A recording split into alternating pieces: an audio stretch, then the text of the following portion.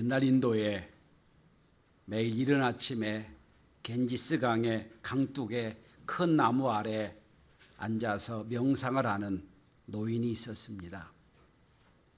어느 날 아침 명상을 마치고 눈을 떠보니 큰 전갈 한 마리가 급류에 떠내려 내려오는 것이 보였습니다. 이 전갈이 급류에서 헤쳐나오려 애를 쓰지만 도저히 역부족이어서 그냥 떠내려가는 상황이었습니다. 노인은 손을 뻗어 전갈을 구해주려고 전갈에게 손을 댔습니다. 그때 전갈이 몸을 한번 틀더니 사납게 노인을 찔렀습니다. 노인은 깜짝 놀라 무의식적으로 손을 뻗었고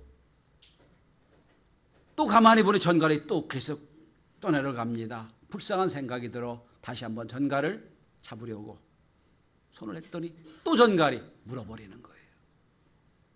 노인의 얼굴이 일그러졌고 손이 붓기 시작했고 팔에서 피가 나기 시작했습니다. 그때 마침 지나가는 사람들이 노인을 보고 외칩니다. 여보쇼, 어리석은 양반아, 지금 뭐 하는 겁니까? 무엇 때문에 저렇게 흉측한 독이 있는 짐승을 구하려고 합니까? 그러다 당신 죽을 수도 있습니다. 그러지 마시오 라고 했다고 그럽니다. 그 노인은 천천히 자기 호통치는 그 사람의 눈을 보며 얘기했다고 그럽니다. 전갈은 침을 쏘는 것이 본능이라면 나의 본능은 전갈을 구해주는 것입니다 라고 했다고 합니다. 영성가 헨리 나우엔이 쓴 노인과 전갈에 나오는 우화입니다. 저는 이 우화가 예수님과 우리와의 관계 같다고 생각합니다. 이 글에 나오는 노인은 멸망의 죄의 수렁이 통해서 빠져나가지 못하고 허덕이며 지옥으로 가는 우리를 상징한다면 하나님은 노인의 손끝과 같이 우리를 구원하시기 위하여 우리가 손을 내미시는 하나님. 그런데 우리는 그 손을 구원의 손인 줄 알면서도 무의식적으로 독을 쏘아대고 침을 놓는 그런 우리의 모습. 우리는 우리를 구원하시는 주님의 손을 십자가에 못 박혀 죽게 했습니다. 뿐만 아니라 날마다 우리에게 손을 내미시고 우리를 회복시키고 우리를 구원하시는 그 하나님의 손을, 하나님의 심장을 지금도 못을 박아, 허리에 못을 박아 십자가에 못 박고 있는 우리 모습이 아닌가 하는 겁니다.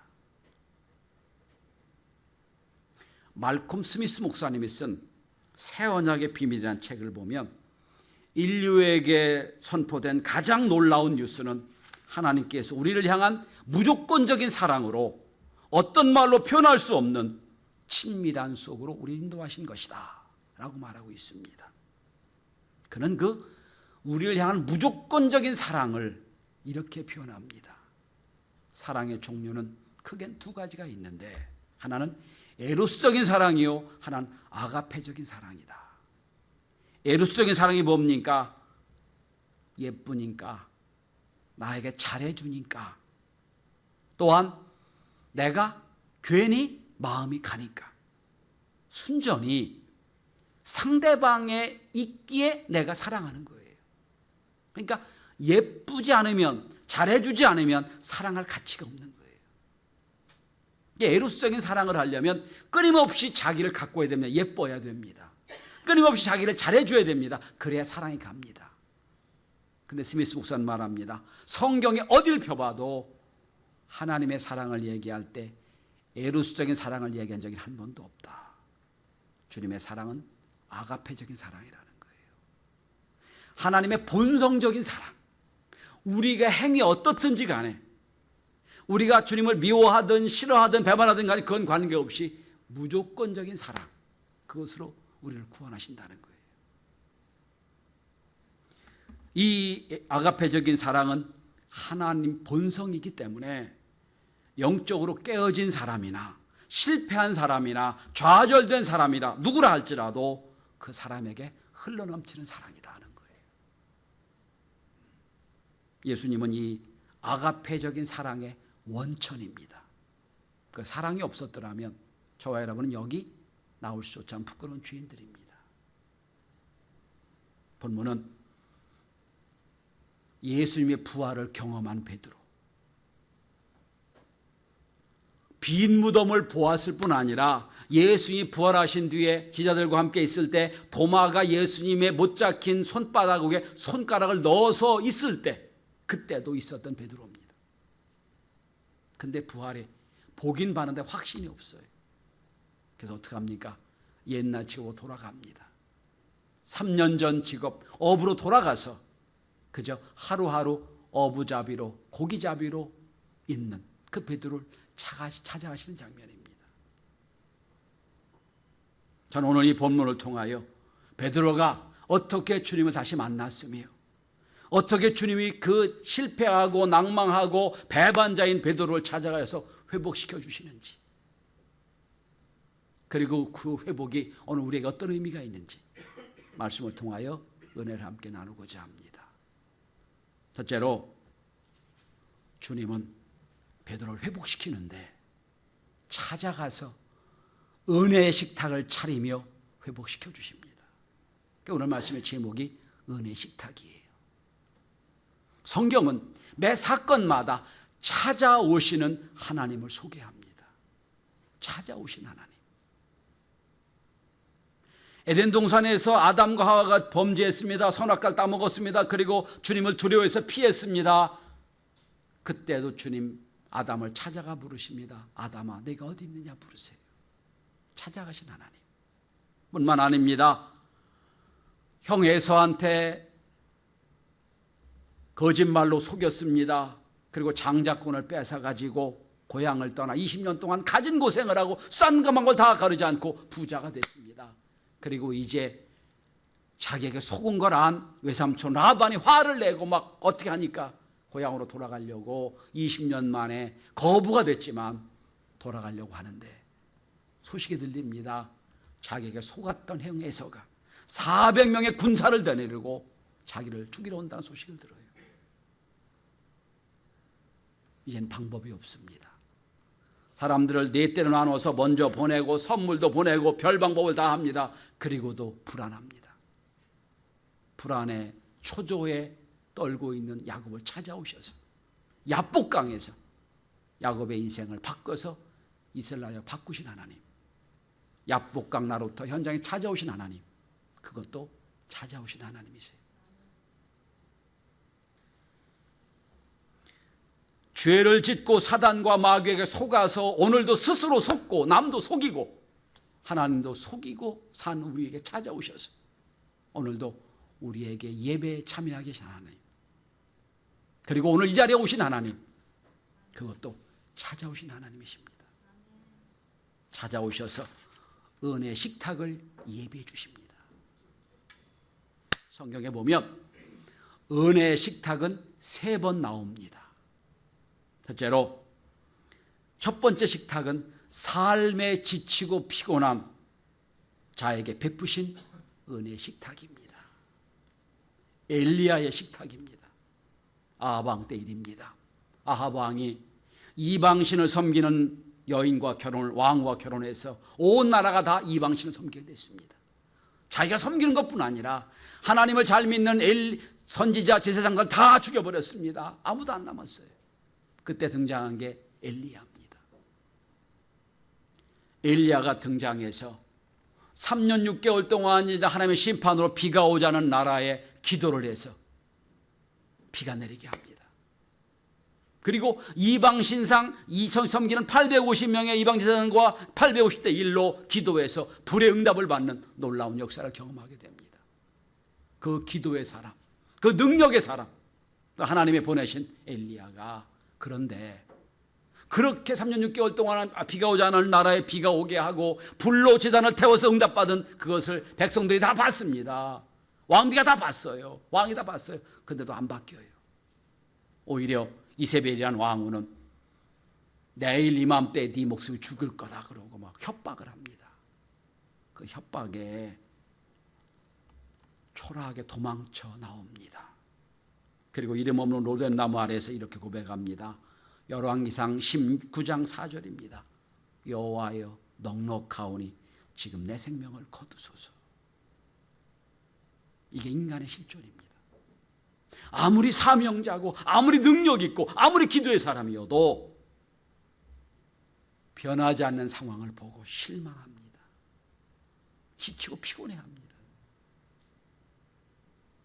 그런데 이런 엘리야를 하나님이 찾아오셔서 꾸짖거나 네 사명 잃어버렸다고 하지 않으시고 조용히 오셔서 안아주십니다. 안아주시면서 그 엘리야에게 식탁을 만들어주세요. 물과 떡을 주며 말씀하십니다. 엘리야야 일어나 먹어라. 먹어라. 이거 먹어야 네가 산다. 그렇게 먹고 마시며 새 힘을 얻게 하는, 삶에 지치고 피곤한 영혼을 찾아오셔서 은혜의 식탁을 주신 주님, 오늘도 삶에 찌들고 지치는 우리를 찾아오셔서 은혜의 식탁을 준비해 주십니다. 너희가 이 말씀을 먹어야 된다. 이 말씀을 먹고 힘을 얻어야 또 세상에 나가 살아갈 수 있다. 그리고 은혜의 식탁을 준비하신 하나님. 두 번째 식탁은 낙심한 자에게 주시는 은혜의 식탁이 있습니다. 누가복음 24장에 보면 엠마오와 하는 두 제자가 나옵니다. 그들은 예수님을 알았습니다. 믿었습니다. 따랐습니다. 3년 동안 따라다녔어요. 수많은 능력을 봤어요. 그들은 생각했습니다. 저 예수님의 능력이라면 로마 속국인 우리나라를 회복시킬 거다. 속량할 거다. 그리고 기대를 했어요. 근데 그만 예수님이 십자가에서 아주 초라하게, 아주 무능력한 사람처럼 돌아가신 장면을 보고 실망을 했습니다. 소문을 들으면 3일 뒤에 부활했다는 말을 들었지만 확인할 마음도 없었어요. 비참하게 죽은 걸 보고 나서 슬픈 얼굴로 고향 땅 엠마오로 돌아가고 있을 때 주님이 그들과 동행하십니다. 말씀을 전하십니다. 그때도 몰랐어요. 때가 저물어서 여관에 들려서 그들 앞에 식탁을 만들어 주십니다. 누가복음 24장 30절에 보면 그들과 함께 음식을 잡수시고 떡을 뗄 때야 비로소 그분이 주님인 줄 알게 됩니다. 그때 나온 떡, 그것도 은혜 식탁을 베풀어 주시는 거예요. 때론 주님을 따르다 낙심할 수 있습니다. 잘못된 기대로 주님을 따르다가 낭망할 수 있어요. 그런데 그런 낭망하고 실망한 제자들이 하더라도 찾아오셔서 은혜 식탁을 주시면서 당신이 누군가를 우리에게 깨닫게 하신 하나님, 그 은혜 식탁입니다. 오늘도 주님을 믿는다고 하지만 스스로에게 실망하고 잘못된 기대로 주님을 믿다가 실망한 우리에게 찾아오셔서 우리에게 말씀을 통해서 주님이 누군지 밝히 알게 하십니다. 그 은혜 식탁입니다. 그리고 세 번째 준비하신 은혜 식탁이 오늘 본문입니다. 실패자에게, 배신자에게 주시는 식탁입니다. 베드로는 수제자입니다. 다른 사람이 다 주님을 배반하고 도망가도 베드로는 도망가면 안 되는 사람입니다. 왜? 다 주님을 버려도 난 안 버리겠다고 작정한 사람입니다. 그리고 위대한 신앙 고백한 사람이에요. 그 베드로가 아주 비참하게 자기가 먼저 앞서서 난 다시 업으로 돌아가야겠다 그러고 도망가 버립니다. 수제자가 도망가야 다른 제자들이 또 따라갑니다. 그리고 오늘 본문에 옛날 3년 전 직업 업으로 돌아온 겁니다. 가장 은혜를 많이 체험했고 가장 위대한 신앙 고백을 했고 가장 하나님의 놀라운 역사를 체험했던 베드로, 근데 지금 아무것도 없는 자처럼 다시 업으로 돌아갔습니다. 성도 여러분, 배신당한 사람도 상처가 있지만 배신한 사람도 상처가 있습니다. 평생 죄책감과 부끄러운 기억 속에 살 수밖에 없는 것, 그게 배신한 사람의 상처입니다.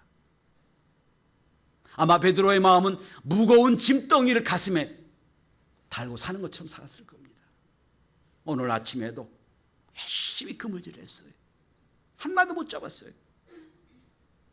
아마 베드로 이런 생각을 했을 겁니다. 그래, 나 같은 게 그러면 그렇지, 예수님을 배반하고 내가 이렇게 잘 될 것 같았어. 스스로 자책했을 겁니다. 주님을 배반한 내가 고기 잡아봐야 잘 될 리가 있겠어 생각했을 겁니다. 그런데 그 베드로를 찾아오셔서 그 베드로 앞에 은혜 식탁을 만들어 주세요. 오늘 본문은 은혜 식탁을 이렇게 묘사합니다. 그 식탁 옆에 숯불이 있습니다. 그 식탁 옆에 생선이 있고요. 식탁 옆에 떡이 있어요. 주님은 베드로의 상처를 아십니다. 베드로의 죄책감을 이해하세요. 그리고 그 상처를 다 드러넣게 하세요. 성도 여러분, 상처를 쌓아맨다고 쌓아지는 게 아니에요. 상처를 쌓아매면 속에서 골마버려요. 주 앞에 드러내야 됩니다. 드러내면 주님이 하나하나의 상처를 어루만져 주시면서 회복시켜 주세요. 그게 세상 방법과 하나님 방법이 다른 거예요. 오늘도 우리는 이 아침에 주 앞에 와서 우리 죄를 고백했습니다. 이러이러한 잘못과 이러이러한 죄를 졌습니다. 다른 사람 보기엔 감춰야 될 것들이 드러냈습니다. 물론 아무도 몰라요. 주님만 여러분은 아시죠. 속으로 고백했으니까. 그러나 다 드러내놓고 제가 이런 존재입니다. 이거밖에 안 됩니다. 그럴 때 오셔서 우리 상처를 어루만져 주시는 거예요. 자, 하나님의 은혜의 식탁을 가만히 보면 하나님과 예수님과 베드로의 사이에 있었던 모든 은혜 관계가 다 소도구처럼 있어요. 그 앞에서 3번이나 부인했던 숯불이 피어오르고 있습니다. 오병이어의 놀라운 기적을 체험했던 떡이 옆에 있어요. 주님 처음 만나던 날 엄청난 물고기를 잡아 자기가 죄인임을 고백했던 생선이 옆에 있어요. 하나님 놀라운 은혜 받았던 것, 기적을 체험했던 것, 부끄러운 자기 과거가 다 그 앞에 놓여 있어요. 그러면서 주님, 우리 식탁을 통해서 우리를 회복시켜 주시는 거예요. 주님 앞에 나의 깨어진 삶의 조각을 내어놓고 주님, 제가 이렇게 무너졌습니다, 깨졌습니다 라고 고백하면 주님은 오셔서 은혜로 우리 상처를 다 어루만져 주시고 깨어진 조각을 다 붙여주시는 은혜의 접착제로 우리를 온전히 회복시켜 주시는 겁니다. 그게 은혜 식탁이. 오늘도 전 여러분들이 세상에 어떻게 살았지 모르지만 여러분 앞에 은혜 식탁에 차려져 있음을 보시고 은혜 식탁 속에 회복의 역사, 찾아오신 주님을 만나게 되는 은혜가 있기를 바랍니다. 둘째로, 찾아오실 뿐 아니라 식탁을 준비해 줄 뿐 아니라 베드로에게 처음 만난 날의 기쁨과 감격을 다시 회복시켜 주신 하나님. 여러분, 베드로가 처음 주님 만나 어떤 상황이었습니까? 밤새도록 그물질을 했지만 한 마리도 못 잡았어요. 어쩔 수 없이 내일도 또 그물질을 해야 되니까 빈 그물을 정리하고 있을 때 주님 오셨죠. 오셔서 말씀합니다. 베드로야, 깊은 데로 가서 그물을 내려라. 그물 내렸더니 엄청난 물고기 잡았단 말이에요. 그때 베드로는 주님이 누구신지 알아요. 주여, 저는 죄인입니다. 저를 떠나소서 고백했단 말이에요. 그 현장. 오늘도 이 아침도 아무 고기를 못 잡았어요. 그런데 누군지는 모르지만 어떤 분이 얘기합니다. 배 오른편에 그물을 내리시오. 내렸더니 엄청난 물고기를 잡았어요. 아, 이런 기적을, 이런 놀라운 역사를 체험할 하나님밖에 없고 예수님밖에 없구나. 그런 생각하는 순간 요한이 옆에 있다. 예수님입니다 라고 고백합니다.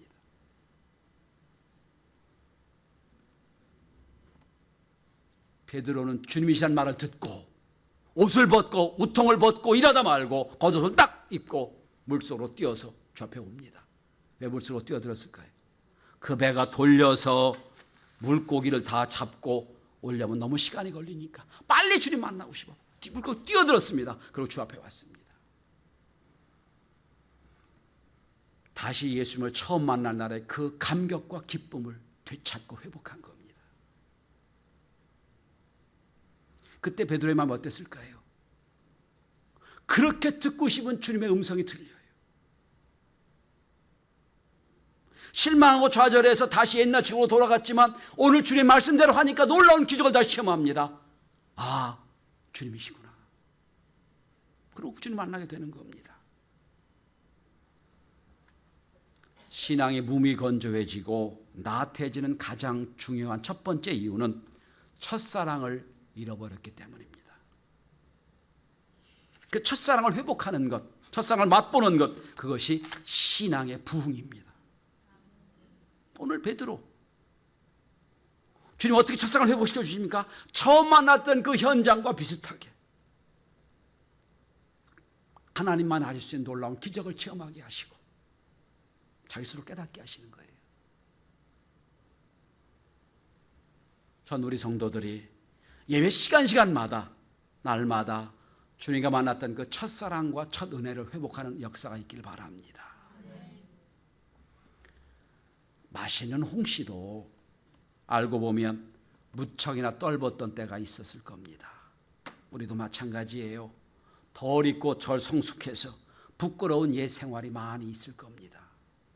내가 왜 그 행동을 하고 그 말을 했는가 후회할 때가 많이 있었을 거예요.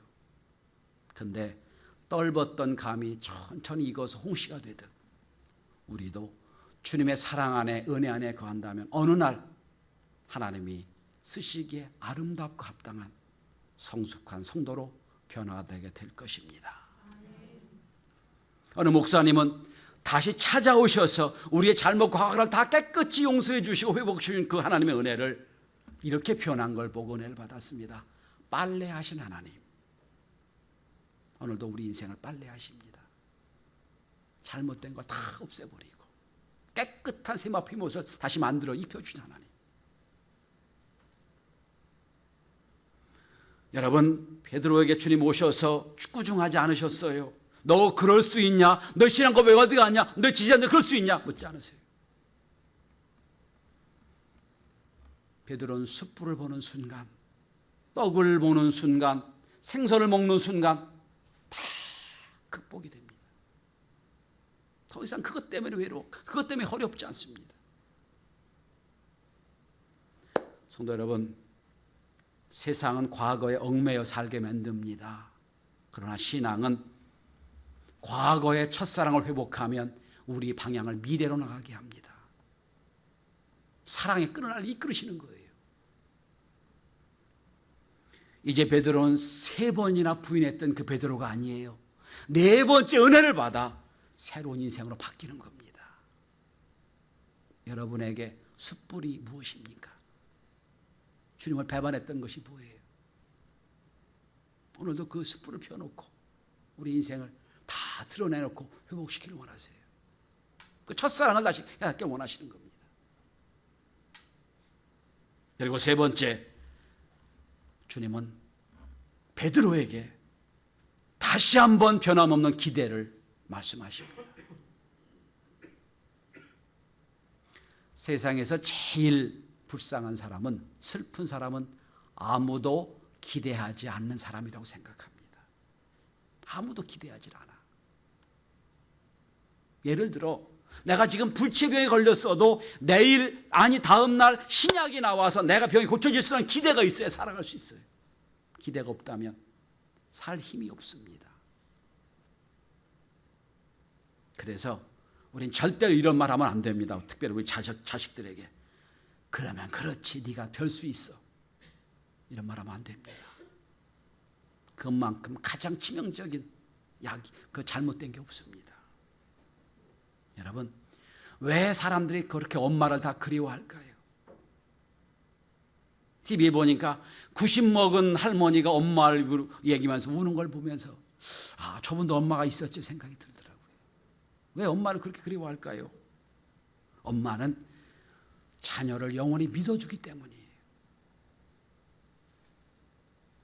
우리 엄마들은 자녀들이 도저히 용서받지 못할 나쁜 짓을 했다 이렇게 생각합니다. 이렇게 말합니다. 우리 애는 그런 애가 아니에요. 우리 아들 우리 딸은 그런 애가 아닙니다. 잘못된 애 만나 저렇게 됐습니다. 거꾸로 될 수도 있거든요, 사실은. 세상에서 제일 속이기 쉬운 사람이 엄마예요. 왜냐? 엄마는 처음부터 자녀에게 용서할 마음이 있기 때문이에요. 엄마는 처음부터 내 자녀가 그렇지 않다고 생각했기 때문에, 기대가 있기 때문에 엄마는 소위가 쉬운 거예요. 엄마는 자식에게 논리적으로 따지는 분이 아니고 다른 기대를 세우고 또 기다리신 분이기 때문이에요. 저는 하나님이 엄마 같은 생각을 참 많이 합니다. 용서할 걸 이미 생각하고 자녀 입에 잘못했어요 한마디 듣기 원하시는 어머니죠. 또 다른 기회를 주시고 다른 기대를 가지고 우리에게 다시 한번 새로운 시간을 허락하신 하나님. 오늘 실패한 베드로를 찾아오셨어요. 찾아오신 것 자체가 사랑하신다는 표현이에요. 찾아오실 뿐 아니라 은혜 식탁을 만들어 주십니다. 그것 자체가 뭡니까? 내가 나 사랑한다는 뜻이에요. 내가 너 사랑한다. 다시 한번 기대한다는 거. 그리고 나서 당신의 사랑을 이미 고백하시고 행동으로 고백하신 뒤에 오늘 본문에 물으십니다. 이제 15절부터 조반 먹은 후에 식탁을 차린 후에 주님 물으시는 질문이 나오죠. 네가 나 사랑하느냐? 물으시는 겁니다. 내가 너를 사랑하는데, 내가 너를 다시 용서해 줬는데, 다 회복시켜 줬는데, 이제 나한테 묻는다. 네가 나 사랑하느냐 물으세요. 여러분, 누가 신앙생활 잘하느냐, 능력 있고 물질이 많은 사람 사랑하는 게 아니에요. 주님을 사랑하는 자가 신앙생활 잘하는 겁니다. 오늘 주님 이렇게 물으실 겁니다. 네가 나 사랑하느냐? 주님은 3번이나 걸쳐서 물으시고 베드로는 3번이나 걸쳐서 사랑한다고 고백합니다. 역사상 유명한 베드로의 십자가 성화는 3개가 있다고 그럽니다. 주카 도르다노라고 하는 화가가 그린 성 베드로의 십자가 그림이 있고요. 미켈란젤로 메디시 다 카바자노라는 사람이 그린 베드로의 십자가 형이라고 하는 그림이 있고요. 우리가 잘 아는 레오나르도 다빈치가 그린 십자가에 처형되는 성 베드로라고 하는 십자가 그림이 있습니다. 그런데 이들의 공통점이 있어요. 다 거꾸로 매달린 십자가입니다. 역사상 전해져온 이 얘기에 의하면 베드로는 이 이후로 은혜를 회복하고 거꾸로 십자가에 매달려 죽은 그런 전설이 전해 내려옵니다. 당시 베드로는 로마의 마메르티누스 감옥에서 탈옥한 상태였습니다. 발걸음을 재촉해서 막 로마를 빠져나가려는데 저편에서 익숙한 얼굴이 옵니다. 누구냐면 예수 그리스도예요. 만났습니다. 골고다 언덕에 돌아가신 예수님이 오늘 로마에 등장한 거예요. 성 이시도로라고 하는 성자의 계산법에 의하면 주님이 돌아가신 지 35년 만에 로마에 나타났다고 하는 겁니다. 35년을 베드로가 로마에서 산 거예요. 베드로가 묻습니다. 주님 어디로 가시나이까? 이 유명하죠. 코바디스 도미네, 이런 원어로 알려져 있죠. 예수님 말씀하십니다. 난 로마로 간다. 가서 다시 한번 십자가에 못 박혀 죽으련다. 베드로가 이 말이 믿어지질 않아요. 다시 묻습니다. 주님 정말 십자가에 못 박혀 돌아가신다고요? 그래, 내가 버린 그 로마를 위하여 내가 다시 십자가에 달려 죽으려고 한단다.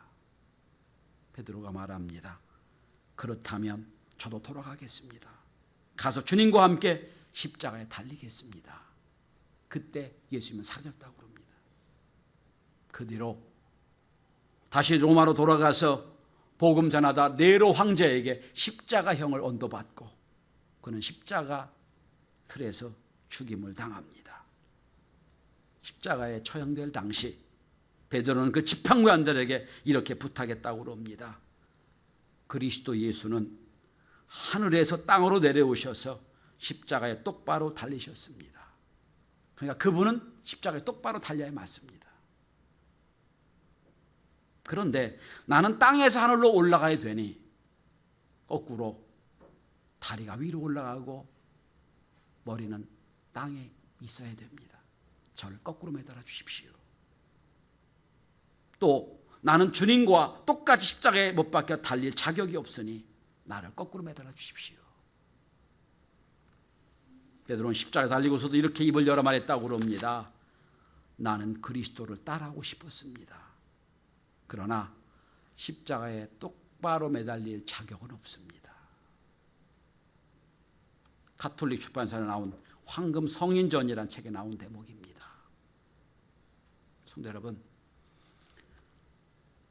오늘도 세상에서 깨어지고 무너진 우리를 찾아오셔서 은혜 식탁을 준비해 주십니다. 신앙의 파산자 실패자가 된 우리를 찾아오셔서 다시 한번 첫사랑을 회복시켜 주길 원하세요. 첫사랑을 깨닫고 이제는 주님이 우리에게 오셔서 네가 나 사랑하냐는 질문에 주여 베드로처럼 저도 주님 사랑합니다. 그 주님의 사랑에 저도 주님의 사랑처럼 이 땅을 구원하는 놀라운 역사 누리기를 원합니다. 고백하는 그 주님의 놀라운 기대를 다시 한번 안고 세상을 향하여 나가는 저와 여러분이 되시는 은혜가 있기를 축원합니다.